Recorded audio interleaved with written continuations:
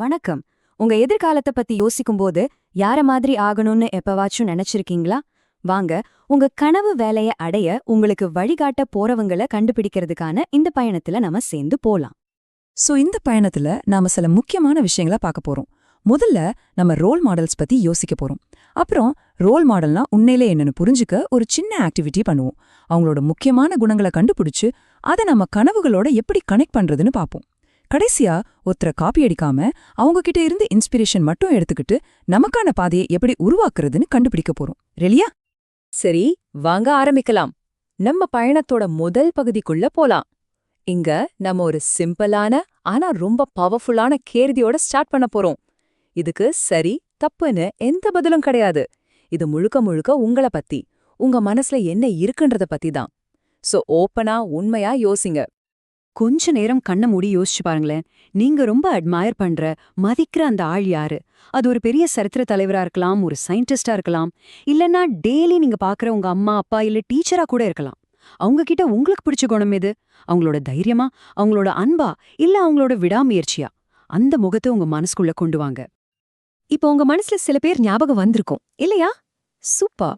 சரி, இப்போ நீங்க நினைச்ச அந்த ஆட்களை மனசுல வச்சுக்கிட்டே இந்த ரோல் மாடல் அப்படிங்கிற வார்த்தைக்கு உண்மையிலே என்ன அர்த்தம், அது ஏன் நம்ம வாழ்க்கைக்கு அவ்வளோ முக்கியம்னு கொஞ்சம் ஆழமா பார்க்கலாம். இதுல ஒரு இன்ட்ரெஸ்டிங்கான விஷயம் என்னன்னா, ரோல் மாடல்ஸ்னா எப்பவுமே சினிமா ஸ்டார்ஸாவோ இல்ல ஸ்போர்ட்ஸ் ஸ்டார்ஸாவோ இருக்கணும்னு அவசியமே இல்ல. உண்மையை சொல்லணும்னா நம்மளோட பெரிய ஹீரோஸ் எல்லாமே நம்ம வீட்டுக்குள்ள தான் இருப்பாங்க.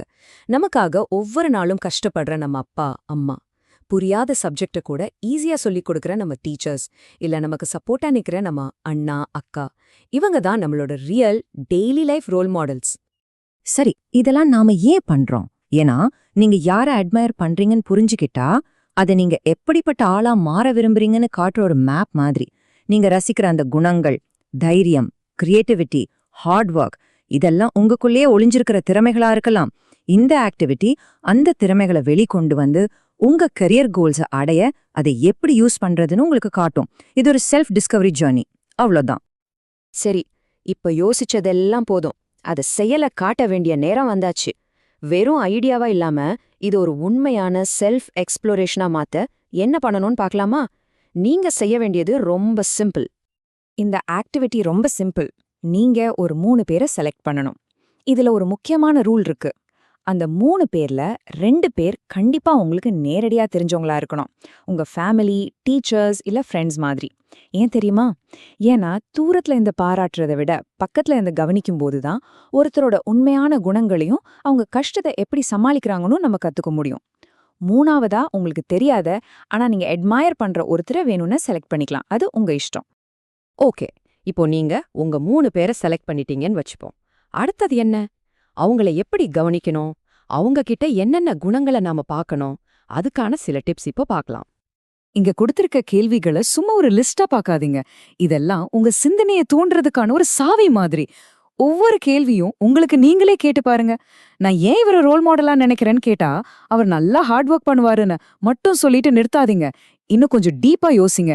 எந்த சூழ்நிலையில அவர் ஹார்ட் ஒர்க் பண்ணாரு, அந்த உழைப்பு அவளுக்கு என்ன தந்துச்சு, அது ஏன் வாழ்க்கைக்கு எப்படி செட் ஆகும்னு யோசிங்க. இந்த மாதிரி ஆழமா யோசிக்கும் போதுதான் உங்களுக்கு உண்மையான பொக்கிஷம் கிடைக்கும். சூப்பர். இப்போ உங்க ரோல் மாடல்ஸ் யாரு, அவங்க கிட்ட உங்களுக்கு பிடிச்ச குணம் என்னன்னு கண்டுபிடிச்சிட்டீங்க. இதுவே ஒரு பெரிய ஸ்டெப். இப்போ ரொம்ப ரொம்ப முக்கியமான ஒரு கட்டத்துக்கு வந்திருக்கோம். நாம கண்டுபிடிச்ச விஷயங்களை நம்மளோட கனவுகளோடையும் ஆசைகளோடையும் எப்படி கனெக்ட் பண்றதுன்னு பார்க்கலாம்.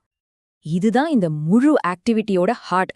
பாருங்க, மத்தவங்கள பாராட்டுறது ரொம்ப ஈஸி. ஆனா உண்மையான மாற்றம் எப்ப வரும் தெரியுமா? நீங்க அட்மயர் பண்ற அந்த குணங்களை உங்க வாழ்க்கையோட ஒரு பகுதியா மாத்தும் போதுதான். சும்மா ஒரு ஆடியன்ஸா இல்லாம உங்க ஸ்டோரியோட ஹீரோவா நீங்க எப்படி மாறப் போறீங்க, இத பத்தி நல்லா யோசிங்க. சரி, நாம இதுவரைக்கும் பேசின எல்லாத்தையும் ஒன்னா சேர்க்கிற ஒரு கடைசி ஆனா ரொம்ப முக்கியமான பாயிண்ட்டுக்கு வந்திருக்கோம். இந்த ஆக்டிவிட்டியோட நோக்கம் உங்களை இன்னொருத்தரோட ஜெராக்ஸா மாத்துறது கிடையாது. அதுக்கு பதிலா அவங்க கிட்ட இந்த வெளிச்சத்தை எடுத்துக்கிட்டு உங்களுக்கான சொந்த விளக்க பிரகாசமா எரிய வைக்கிறது தான். இந்த ரெண்டுக்கும் இருக்கிற வித்தியாசத்தை பாருங்க. ஒரு பக்கம் ஒருத்தரை அப்படியே காப்பி அடிக்கிறது, இன்னொரு பக்கம் அவங்க கிட்ட இருந்து இன்ஸ்பயர் ஆகி நமக்கான ஒரு புது வழியை உருவாக்குறது. நம்ம போக வேண்டிய வழி இந்த 2வது வழிதான். இதை எப்பவுமே ஞாபகத்துல வச்சுக்கோங்க. ரோல் மாடல்ஸ்ங்கிறது ஒரு மேப் மாதிரி தான். அதுவே டெஸ்டினேஷன் கிடையாது. அவங்க உங்க பயணத்துல ஒரு கைடு மாதிரி தான். அவங்களே உங்க இலக்க தீர்மானிக்க முடியாது.